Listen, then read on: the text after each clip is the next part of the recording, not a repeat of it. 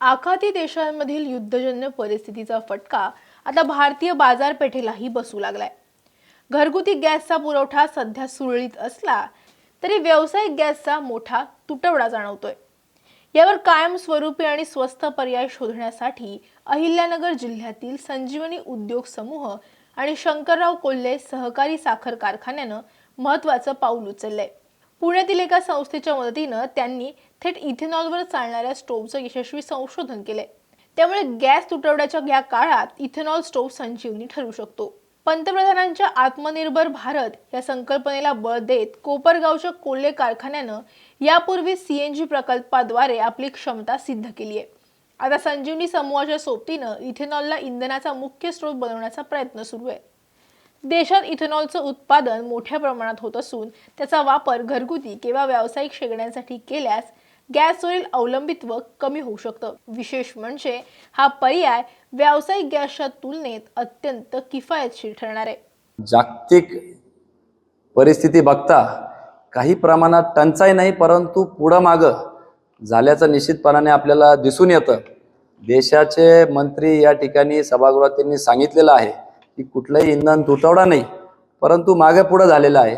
परंतु अशा परिस्थितीमध्ये भारत आत्मनिर्भर व्हावं या दृष्टिकोनातून वारंवार आदरणीय देशाचे पंतप्रधान नरेंद्रजी मोदी यांच्या आव्हानाला खरं तर प्रतिसाद देत साखर उद्योगाने मोठ्या प्रमाणात इथेनॉल निर्मिती केली आणि E20 म्हणजे 20% ब्लेंडिंग आपण इथेनॉलमध्ये गेलेलो आहोत। आणि भविष्याचा वेध घेता इथेनॉल फक्त इंधन निर्मितीसाठी नव्हे, ब्लेंडिंगसाठी नव्हे, तर इतरही प्रकारचे योगदान या ठिकाणी इथेनॉल देऊ शकतं। आज आपण बघितलं तर कमर्शियल LPG सिलेंडर ज्यामध्ये मोठ्या प्रमाणात हॉटेल व्यावसायिकांमध्ये काही प्रमाणात अडचण आलेली असं आपल्याला मीडियाच्या माध्यमातून दिसून आलेलं आहे। त्याला एक सक्षम पर्याय म्हणून इथेनॉल कुकिंग स्टोव्ह होऊ शकता आणि तसे प्रात्यक्षिका किंवा तसं प्रत्यक्षात अनेक देशांमध्ये चालू आहे। निश्चितपणाने शासनाने तसं धोरण घेतलं तर हा जो काही अन्नदाता आहे तो ऊर्जादाता इंधनामध्ये बचत करून झालेलाच आहे, परंतु ह्या LPGला देखील पर्याय म्हणून त्या ठिकाणी पुढे येऊ शकतो आणि मोठ्या प्रमाणात आयात आपली थांबू शकते असं आमचं ठाम मत आहे। काय फायदा नेमका होईल जर कधी इथेनॉलवर या प्रोजेक्टला जर परमिशन मिळाली तर किती फायदा होईल नागरिकांचा देखील आणि एकूण सगळ्या देशाचा किंवा व्यावसायिकांचा कसा फायदा होईल? नाही, निश्चितपणाने आपण जर बघितलं तर LPG जवळपास 60% आपण आयात करतो, त्यापैकी 90% स्ट्रेट ऑफ हॉर्मझमधून आपल्याला येतं आहे आणि तिथं युद्ध चालू असल्यामुळं आपल्याला अनेक अडचणींना सामोरे जावं लागतंय।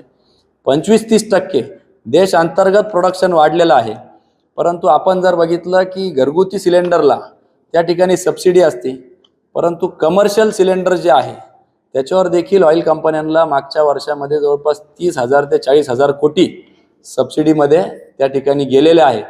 आणि त्याला पर्याय म्हणून जर इथेनॉल स्टोव्ह आपण वापरले तर फार फरक न येता तितक्याच रकमेमध्ये हे इथेनॉल स्टोव्ह कमर्शियल यूजचे जर आकडेवारी बघितले तर एकूण LPG कन्झम्पशनच्या 10% कमर्शियल आणि इंडस्ट्रियल यूजचं येतं, ज्यामध्ये हॉटेल्स असतील, रेस्टॉरंट्स असतील, हॉस्पिटल्स असतील, केटरिंग सर्व्हिसेस असतील आणि 1-1.5% इंडस्ट्रीज असेल, असं मिळून 10-10.5% जवळपास ही संख्या होती।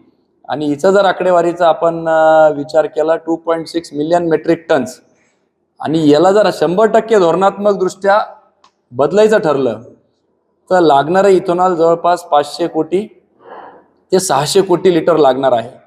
आत्ताची प्राप्त परिस्थिती बघितली तर सरकारच्या पुढाकाराने जवळपास 40,000 कोटी हे इथेनॉल निर्मितीसाठी डिस्टिलरीजमध्ये गुंतवणूक झालेली आहे। त्याच्यात वेगवेगळ्या योजनांमार्फत त्यांनी पुढाकार घेऊन इथेनॉल निर्मितीचे प्रकल्प उभे राहिलेले आहे। परंतु दुर्दैवाने E20 जे काय 20% ब्लेंडिंगचा प्रोग्राम होता तो 1,000 कोटी लिटरमध्येच पूर्ण झालेला आहे। आणि आत्ता आमच्याकडं प्रोडक्शन कॅपॅसिटी मी महाराष्ट्र राज्य साखर संघावर देखील आहे, बघितली तर जवळपास 1,000 कोटी लिटरची अतिरिक्त कॅपॅसिटी आपल्या भारतामध्ये झालेली आहे। म्हणजे 50%च आमच्या कॅपॅसिटी युटिलायझेशन झालेले आहे आणि एवढं भाग भांडवल लावल्यावर 50% कॅपॅसिटीचं करायचं काय? तर जर कमर्शियल सिलेंडर्स 100% धोरणात्मक दृष्ट्या जर निर्णय घेतला गेला आम्हाला कमर्शियल फ्यूल म्हणून इथेनॉलचा वापराची जर परमिशन मिळाली तर इथेनॉल स्टोव्हच्या माध्यमातून कमर्शियल सेक्टर एकटा 500 ते 600 कोटी लिटर आमचं इथेनॉल उत्पादन घेऊ शकतं.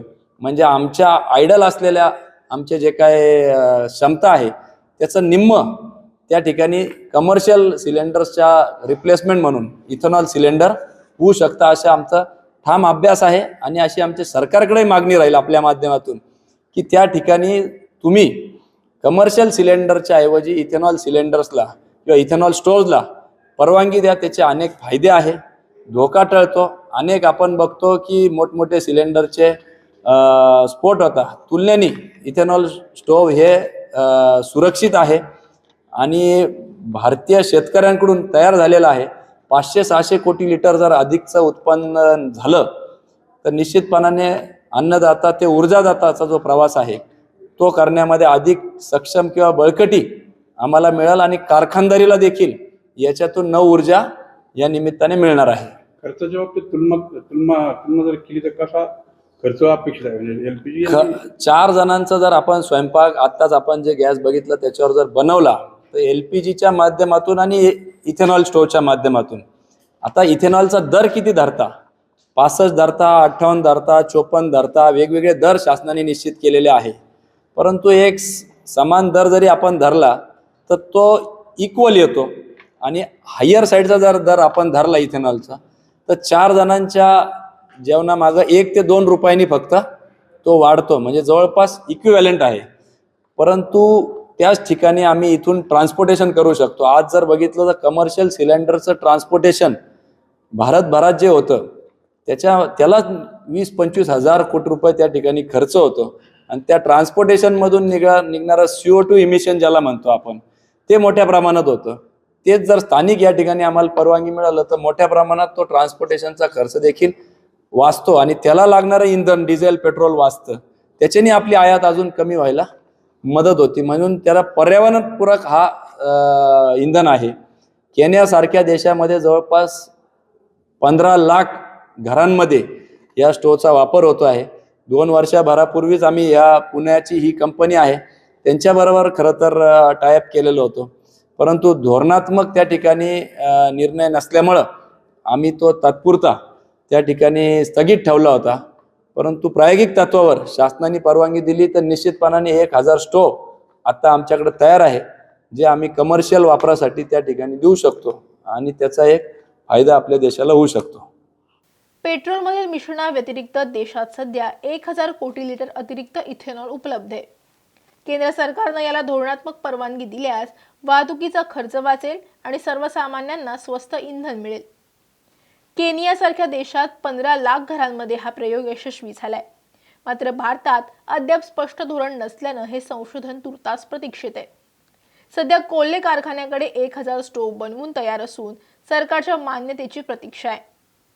व्यावसायिक इंधन तुटवड्याच्या काळात सरकारने याला परवानगी दिली तर नागरिकांसाठी हा मोठा दिलासा ठरू शकतो. Mobin Khan, Maharashtra times online, Ahilyanagar.